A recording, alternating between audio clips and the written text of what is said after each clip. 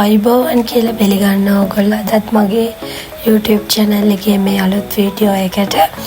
ඉතින් අද සෙනසුරාදා දවස මම හිතුවා අද ටිකක් සාලි පොඩ්ඩක් වෙනස් කරගන්න ඕනේ කියලා.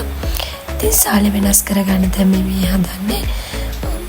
වෙනස් කරනවා කිව්වට මේ ඔය තියෙන බඩු මෙහෙට දාලා ඇහැට වෙනසක් කරගන්න තමයි හිතන්නේ. මොකද එහෙම හොඳයි කියලා මට හිතුණා. හැමදාම අපි එකම විදිහට ඉන්නවට වඩා.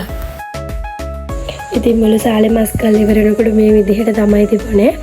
මම එහා පැත්තේ තිබුණ සෝෆා එක අරගෙන මෙතනට දැම්මා.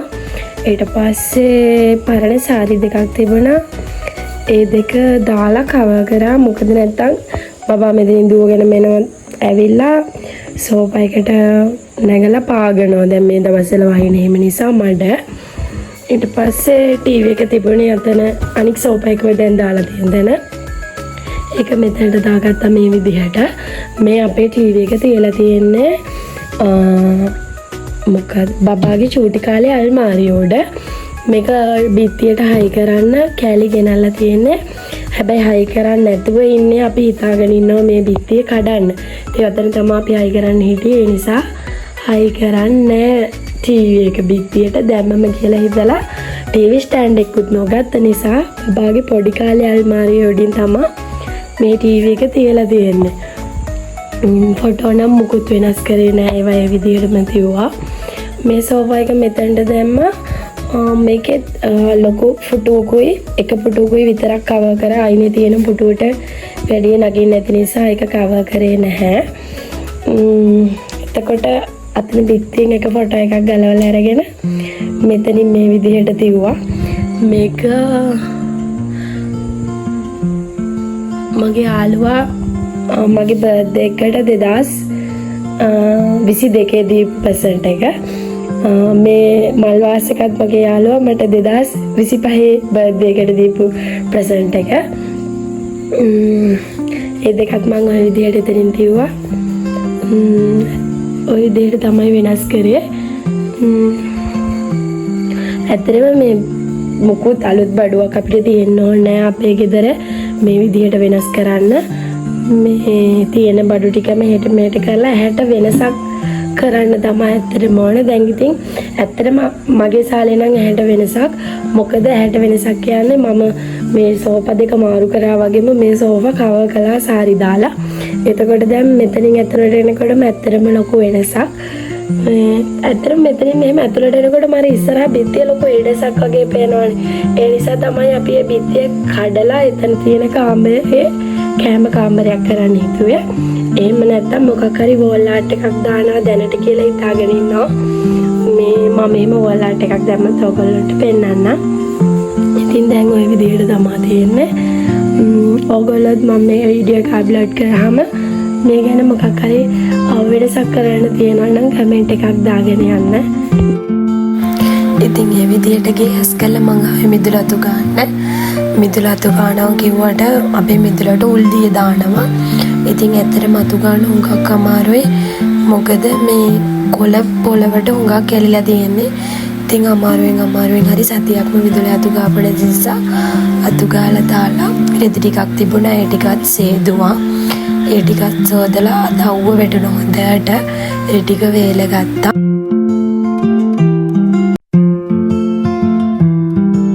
රෙදි ටික ওই විදිහට වේලෙන්න දාලා මම ආවේ අපේ වටේට දාලා තියෙන පේමන්ට් එක ටිකක් සෝද ගන්න. මොකද පේමන්ට් එක මඩ වෙලා හුඟක් මම කිව්වනේ අපේ මෙතනට උල්දිය දානවා කියලා. ඉතින් උල්දිය දාන නිසා හුඟක් මඩ වෙලා අපි ওই උල්දිය දාන නිසා තමයි ඔච්චර ওই තනකොළ වවලා තියෙන්නේ. හැබැයි ඉතින් මේ උල්දිය දාලා මඩ වෙනවා. ඒ නිසා ඌ වැටුණ නිසා මම පොඩ්ඩක් ඒක බටේ අල්ලලා ටිකක් සෝදගත්ත මඩ ගතිය යන්න. හස්බන්ඩ් ගෙදර හිටියනම් ඔය හැම වැඩකටම යමට උදව් කරනවා. ඉතින් එයා නැති නිසා අද මම ඔය වැඩ ටික ඔක්කොම තනියම තමා කරගත්තේ. නැත්තම් එයා තමව සෝදන වැඩේම ඔක්කොම කරන්න උදව් කරන්නේ. ඉතින් අද එයා නැති නිසා මට ඒ ටික තනියම කරගන්න සිද්ධ වුණා. ඉතින් ওই වැඩෙත් ওই විදිහටම ඉවර කරලා මම අපව වතුර බඩේ තිබුණ විදිහටම හැදුවා. හදලා උයන්න. ඉතින් මං හාල් එක ලිපේ තියලා ඉස්සෙල්ලාම ගෝවා ටික සෝදලා තියාගත්තා. අරගෙන දැන් ඒවා ලියා ගන්න හදන්නේ. ලියනවා කිව්වට මම චූටිම කෑලි වෙන්න ගෝවා ලියන්නේ නැහැ. සාමාන්‍යයෙන් ගාන කෑලි වගේ වෙන්න තමයි ලියන්නේ. මොකද එතකොට තක්කාලි ගෙඩියක් වගේ දාලා ගෝවා මැලෙව්වම හරි තෙල් දැම්මම හරි හුඟක් රසයි. මම නම් ගෝවා හදනකොට මිරිස් කුඩු එහෙම දාන්නේ නැහැ. කහ කුඩු විතරයි දාන්නේ. මොකද මම කැමති අර ගෝවා එහෙම ඒ ගෝවා ගෙඩිය පාටට මර කොළ පාටට තියෙනවට. ඉතින් සැර වෙන්න ඕන නිසා ගම්මිරිස් ටිකකුයි අම්මිරිසුයි දානවා. ඉතින් එහෙම ඕගොල්ලොත් අදලා බලන්න හරිම රහයි. මම කිව්වේ මම හදන විදිහ ඊටත් වඩා හොඳ රෙසිපි තියන්න පුළුවන්. ඉතින් ওই විදිහට ගෝවැකට ඕන කරන අමු මිරිස් ලූණු ටික කපා ගන්නවා. තක්කාලි මම පස්සේ එකතු කර ගන්නවා කියලා හිතුවා. ඉතින් ওই විදිහට ඒ ටික කපලා පැත්තකින් තියා ගන්නවා. සුදු ලූණුත් එකතු කරගන්න. මම නම් සාමාන්‍යයෙන් උයන හැම එළවලුවකටම වගේ සුදු ලූණු දානවා.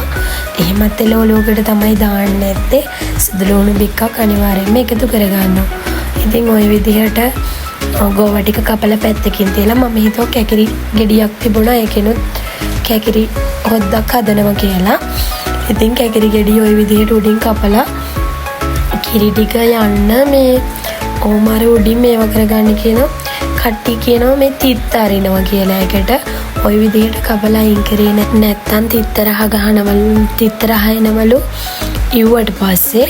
ඉතින් මම ওই විදිහට මේ කැකිරි ගෙඩිය ওই වටේට කිරි වගේ අයින් වෙනකම්ම ඒ විදිහට අතුල්ලලා කිරි ටික අයින් කරගන්නවා. ඊට පස්සේ මම නම් කැකිරි උයන්නේ පොතු පිටින්ම. ඉතින් කැකිරි සාමාන්‍යයෙන් ඔය වගාන විතර ලොකු කෑලි කපලා මැද පොතු අයින් කරගෙන තමයි ලිපේ තියන්නේ. ඔය ගාන විතරම මේ කැකිරි පොතු පිටින් හදන්න නැතුම් හදනවද කියලා නම් මට එච්චර ගාණක් නැහැ. මම කාලා තියෙන්නේ පොතු පිටින් හදලා. මම චූටි දවස්වල අපි හිටපු ගමේ ආච්චි අම්ම කෙනෙක් හිටියා. එයා අපිට හැමදාම වගේ එහෙන් බත් දෙනවා අපේ අම්මා වැඩට ගියාම. ඉතින් අපි ඒ තමයි අම්මා එනකන් ඉන්නේ. ඒ ආච්චි අපිට කැකිරි වල බත් දීලා තියෙනවා. ඒ ආච්චි පොතු පිටින් තමයි හදන්නේ. පස්සේ එතකොට මම හිටියා 4 වසරේ 5 වසරේ වගේ. පස්සේ මම ලොකු වෙලා ගමේ ගිහපු දවසක මං ඇහුවා ඒ ආච්චි අම්මගෙන් කොහොමද මේව හැදුවේ කියලා. ඉතින් එයා තමයි මට ওই රෙසිපි කියලා දුන්නේ කැකිරි මෙහෙම හදන්න කියලා. ඉතින් මම එයාගෙන් තමයි ඉගෙන ගත්තේ කැකිරි හදන්න. එහෙම නැතුව මං කැකිරි හැම හදලත් නැහැ. මම හිතන්නේ මම මේ කැකිරි හදන්නේ දෙවෙනි පාරට. හැබැයි පළවෙනි පාරට හදපු වෙලාවෙත් රසට තිබුණා. මේ පාරත් අපි බලමු කොහොමද වෙයිද කියලා. ඉතින් ওই විදිහට කැකිරි ලොකු කැට කපාගෙන මම ඒ ටික සෝදලා හට්ටියකට දාගත්තා. ඊට පස්සේ ඒකට ඕන කරන ලූණු අමු මිරිස් වගේ තක්කාලි සුදු ලූණු වගේ ඒවා එකතු කරගන්නවා. අනේ යාළුවනේ මම මේ වොයිස් කරනකොට මගේ මේ උගුර පොඩක් මේ දවස්වල සෙමට නිකන් හඬා උගුර බැරෑන්ඩි වෙලා වගේ. ඉතින් ඒ නිසා වොයිස් කරන්න ටිකක් අමාරුයි එක දිගටම. ඒකයි ඔයගොල්ලන්ට මගේ කටහඬ අමුතු විදියකට ඇහෙන්නේ. ඉතින් අපේ ගෙදර අද තිබුණේ පොඩි තක්කාලි. ඒ නිසා මම පොඩි තක්කාලි ගෙඩි 4ක්ම එකතු කරගන්නවා. මොකද මේ කැකිරි හදනකොට හුඟක් ඇඹුල් තියෙන්න ඕන. ඇඹුල් තියෙන තරමට තමයි රස. ඔය අතරේ ගෝවා එකටත් මම තක්කාලි ගෙඩි 2ක් දාගන්නවා. අපේ හස්බන්ඩ් තමයි කිව්වේ ගෝවා වලට තක්කාලි ගොඩක් දැම්මම රහයි කියලා. ඒක එයාගේ රෙසිපියක්. ඔය විදිහට ඒකට අවශ්‍ය කරන ලුණු තක්කාලි ඔක්කොම කපලා එළවලු දෙකම ඔය විදිහට තියලා මම එළවලු කපන්න ගත්තු භාජන ටික සෝදලා අයින් කරගත්තා. ඊට පස්සේ ඔය දෙක ඔය විදිහට පැත්තකින් තියලා මම හදන්නේ පොල් ගා ගන්න. කැකිරි ටිකට ඕන දේවල් දාගෙන ඒවා ටික ලබාට සම්බෝලයක් ඕනේ කිව්වා. ඒකට පොල් සම්බෝල ටික හදනුම නෑ දේවලු දාගෙන ඉන්නේ. යාට සැරට දාන්න නැහැ. කොච්චි හැම ඒ නිසා ලුණු තක්කාලි විතරයි දාන්නේ. මිටිකිරි ටිකත් ඔය විදිහට හදාගත්තා. අපි දැන් කැකිරි එකටයි ගෝවා එකටයි ඕන දේවල් අතුල පාවඩු ටික දාගමු. මිරිස් කුඩු ගොඩක් දාගන්න එපා. හැන්දක් එකමාරක් විතර දාන්න. සම්බෝලයට එහෙම තමයි දාන්නේ. මොකද එයා සැර කන්න කැමති. හැබැයි සම්බෝල සැරට කන්න කැමති නෑ. ගෝවලට දාගන්න නැහැ. එතකොට ගෝරක ක්‍රීම් පොඩ්ඩක් දාගන්න. මේ නම් ගොරකයි කියලා ඉවර වෙලා. මොකද කැකිරි එක ඇඹුලට තියෙන තරමට තමයි රස. වැදපු තුන පහ සාමාන්‍යයෙන් මේ අමුතුන පහ තමයි දාගන්න ඕනේ. මේ අමුතුන පහ ඉවර වෙලා. ඒ නිසා වැදපු තුන පහ ටිකක් දාගන්නවා.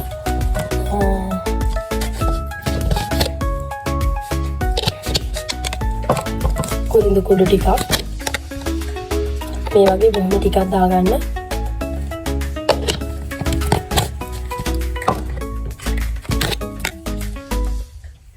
කහ කුඩු මම ගෝවා එකට එකතු කරගන්නේ කහ කුඩු විතරයි.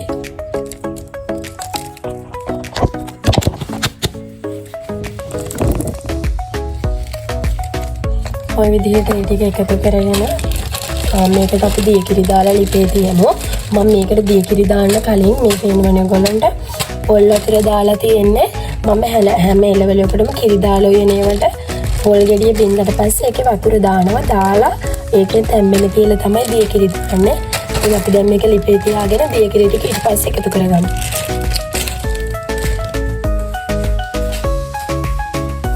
දියකිරි ටික මේ විදිහට මේක ගන්න ඕනේ. මම වතුර පොඩ්ඩයි දාගෙන තියෙන දියකිරි වලට.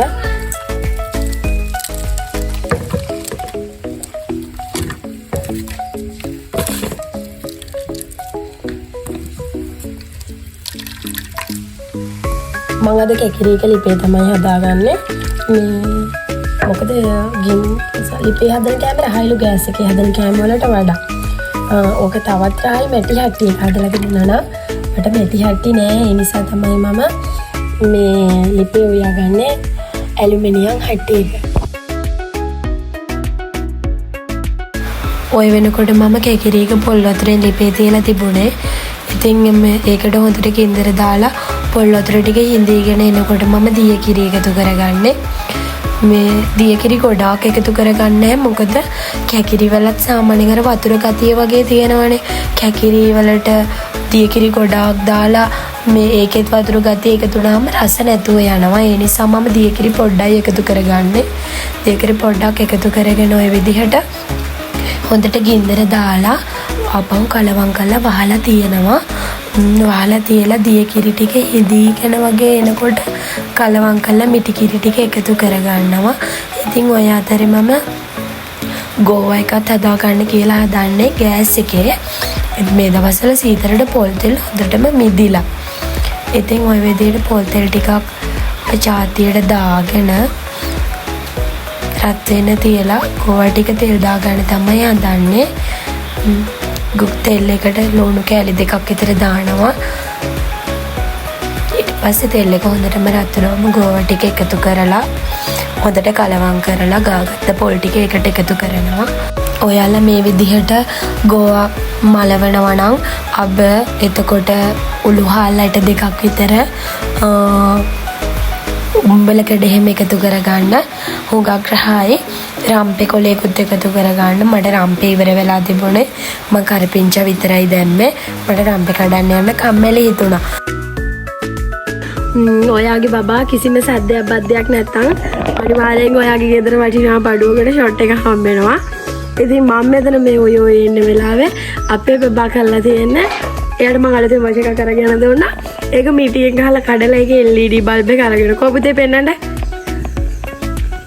කරලා බිමට ඔන්න වොච් එක කඩලා ඒකේ LED බල්බ් එක විතරක් අරගෙන පත් වෙන්න.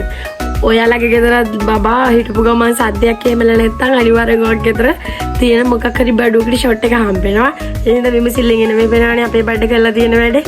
LED වොච් එක කරලා දැන් පේනවා හොඳට වීඩියෝ. මං ඉතින් ඔහොම hina වුණාට මට එයාට සැර කරන්නත් හිතුණා. මං ඉතින් ආපහු සැර කරේ නෑ. ඉතින් ওই වෙලාව වෙනකොට ගෝවා එකත් හොඳට හැදිලා තිබුණා.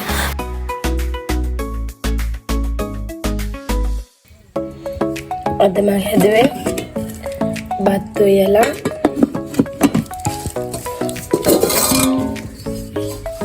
ගෝවා මලවලා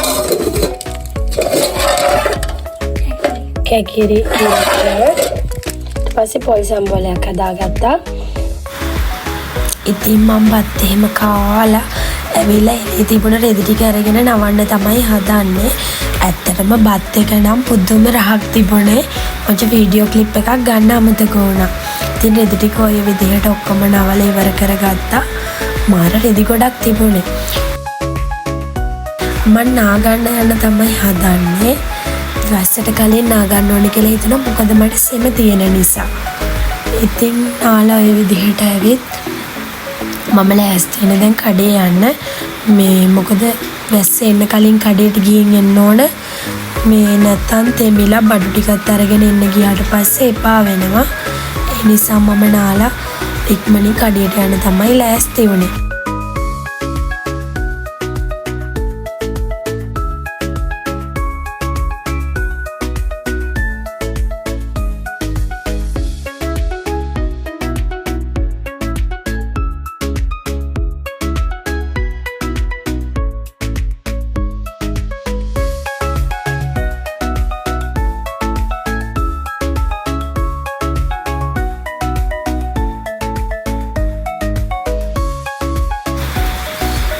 ඔය විදිහට කණ්ණාඩියෙන් හැඩ බල ඉඳලා මම මේ කඩේ යන්න තමයි හදන්නේ.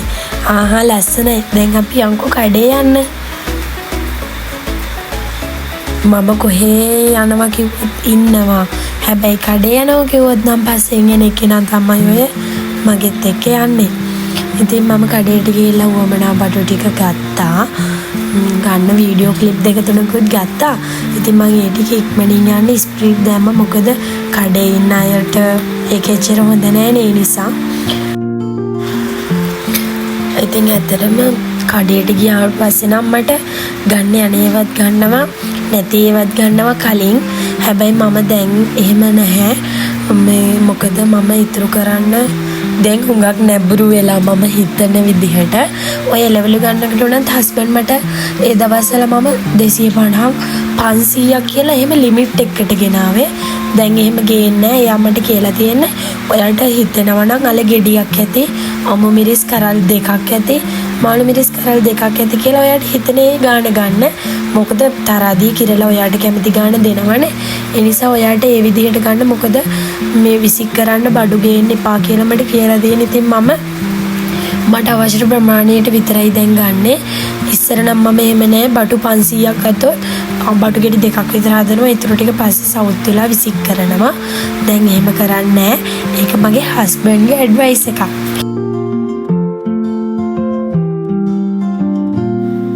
ඉතින් ওই විදිහට කඩේ ගිහින් ඇවිල්ලා බඩු ටික අස් කරලා බුදු පහනක් තියලා මම හදන්නේ දැන් බබාගේ ඉස්කෝලේ වැඩ වගේක් තිබුණා. ඒ ටික කරවන්න. මම මෙයා ළඟ හිටියේ නැත්තම් මෙයා ඉතින් අකුරු ලියනවා නෙවෙයි වෙන වැඩ කරනවා. ඒ නිසා අනිවාර්යයෙන්ම මෙයා අකුරු ලියනකොට මෙයා ළඟම ඉන්න ඕන. ඉතින් මගේ සෙනසුරාදා දවස ওই විදිහට තමයි ඉවර වුණේ. ඉතින් ආයිත් අලුත් වීඩියෝ එකක් අරගෙන එනකන් හැමෝම සතුටින් පරිස්සමින් ඉන්න. මේ වැස්ස කාලේ එළියට එහෙම යන්න එපා. හැමෝම අසනීප වෙයි. ඉතින් මම අදට ගිහින් එන්නම්. හැමෝටම බුදු සරණයි. ඔයගොල්ලෝ තාමත් මගේ YouTube channel එක subscribe කරලා නැත්නම් subscribe කරන්න කියලා ආදරෙන් ඉල්ලනවා. මම ගිහින් එනකන් හැමෝම සතුටින් පරිස්සමින් ඉන්න. bye.